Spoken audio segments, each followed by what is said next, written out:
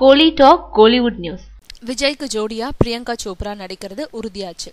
கடந்த 12 வருஷங்களுக்கு முன்னாடி விஜய் நடிச்ச தமிழன் படத்துல அவங்களுக்கு ஜோடியா நடிச்சவங்க பிரியங்கா சோப்ரா.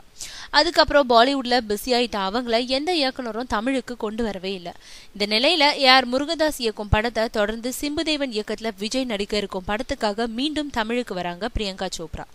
முன்னதா இந்த படத்துல விஜயோட நடிக்கிறதுக்கு கோச்சடையான் நாயகி தீபிகா படுகோனியை தான் கேட்டாங்க. ஆனா அவங்களும் ஒரு நாளைக்கு 1 கோடின்ற கணக்குல சம்பளம் கேட்டதுனால இவங்க கோடம்பாக்கத்துக்கு ஏற்ற கோவக்காய் இல்லைன்னு கட் பண்ணிட்டு இப்போ பிரியங்கா சோப்ராவை பேசியிருக்காங்களாம். பிரியங்காவும் இப்போ பாலிவுட்ல அதிகப்படியான சம்பளம் வாங்கும் நடிகைதான்ற போதும் கோடம்பாக்கத்தோட பட்ஜெட்டுக்கு ஏற்ப விட்டு கொடுத்துருக்காங்களாம். மறுபடியும் தமிழ்ல நடிக்கிறோன்றது மட்டும் இல்லாம தன்னோட முதல் பட நாயகனான விஜயோட மீண்டும் இணைய போறோன்ற இரட்டிப்பு சந்தோஷம் தான் இதற்கு காரணமா. அதனால காலம் தாழ்த்தாம கதையை சொல்லி அட்வான்ஸையும் கைமாத்திட்டாங்களாம்.